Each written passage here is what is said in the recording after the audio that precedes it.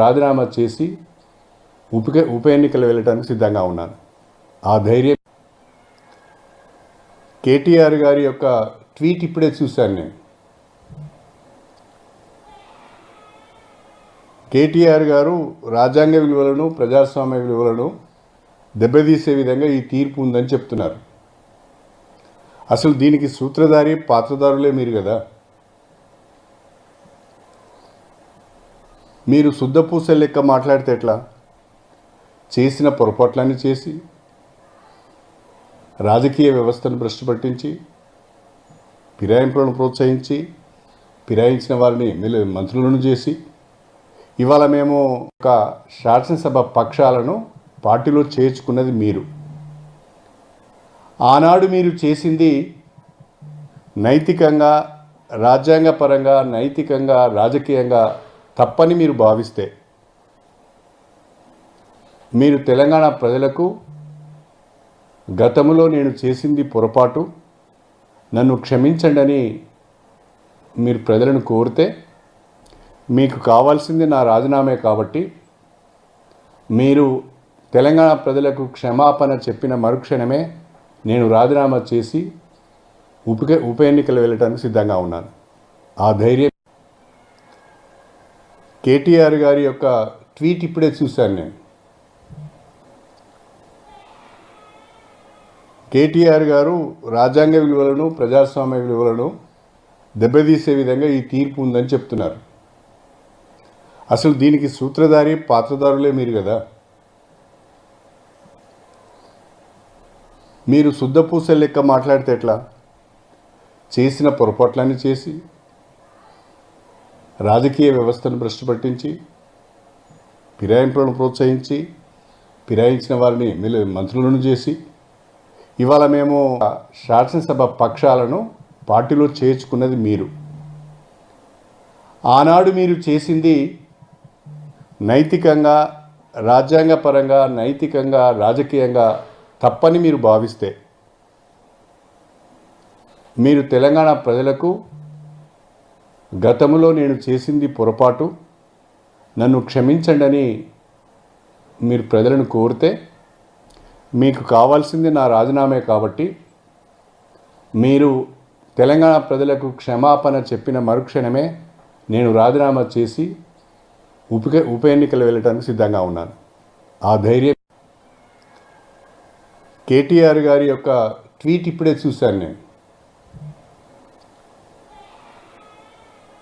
కేటీఆర్ గారు రాజ్యాంగ విలువలను ప్రజాస్వామ్య విలువలను దెబ్బతీసే విధంగా ఈ తీర్పు ఉందని చెప్తున్నారు. అసలు దీనికి సూత్రధారి పాత్రధారులే మీరు కదా. మీరు శుద్ధపూస లెక్క మాట్లాడితే ఎట్లా? చేసిన పొరపాట్లన్నీ చేసి రాజకీయ వ్యవస్థను భ్రష్టు పట్టించి ఫిరాయింపులను ప్రోత్సహించి ఫిరాయించిన వారిని మంత్రులను చేసి ఇవాళ మేము ఒక శాసనసభ పక్షాలను పార్టీలో చేర్చుకున్నది మీరు. ఆనాడు మీరు చేసింది నైతికంగా, రాజ్యాంగపరంగా, నైతికంగా, రాజకీయంగా తప్పని మీరు భావిస్తే మీరు తెలంగాణ ప్రజలకు గతంలో నేను చేసింది పొరపాటు, నన్ను క్షమించండి అని మీరు ప్రజలను కోరితే మీకు కావాల్సింది నా రాజీనామే. కాబట్టి మీరు తెలంగాణ ప్రజలకు క్షమాపణ చెప్పిన మరుక్షణమే నేను రాజీనామా చేసి ఉప ఎన్నికలు వెళ్ళడానికి సిద్ధంగా ఉన్నాను. ఆ ధైర్యం కేటీఆర్ గారి యొక్క ట్వీట్ ఇప్పుడే చూశాను నేను. కేటీఆర్ గారు రాజ్యాంగ విలువలను ప్రజాస్వామ్య విలువలను దెబ్బతీసే విధంగా ఈ తీర్పు ఉందని చెప్తున్నారు. అసలు దీనికి సూత్రధారి పాత్రధారులే మీరు కదా. మీరు శుద్ధపూస లెక్క మాట్లాడితే ఎట్లా? చేసిన పొరపాట్లన్నీ చేసి రాజకీయ వ్యవస్థను భ్రష్టు పట్టించి ఫిరాయింపులను ప్రోత్సహించి ఫిరాయించిన వారిని మంత్రులను చేసి ఇవాళ మేము శాసనసభ పక్షాలను పార్టీలో చేర్చుకున్నది మీరు. ఆనాడు మీరు చేసింది నైతికంగా, రాజ్యాంగపరంగా, నైతికంగా, రాజకీయంగా తప్పని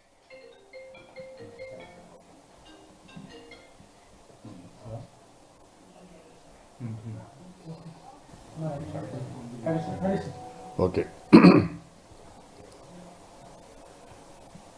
పార్టీ ఫిరాయింపులపై ఈరోజు తెలంగాణ శాసనసభ స్పీకర్ ఇచ్చిన తీర్పును స్వాగతిస్తున్నాను. ఫిరాయింపులకు సంబంధించి వాద ప్రతివాదనలు విన్న తర్వాత అందుబాటులో ఉన్న సాక్ష్యాలను పరిగణలోకి తీసుకొని అదేవిధంగా ఫిరాయింపుల చట్టానికి సంబంధించిన అంశాలను కూడా పరిగణలోకి తీసుకొని స్పీకర్ గారు ఒక గొప్ప తీర్పుని ఈరోజు వెలువరించడం జరిగింది.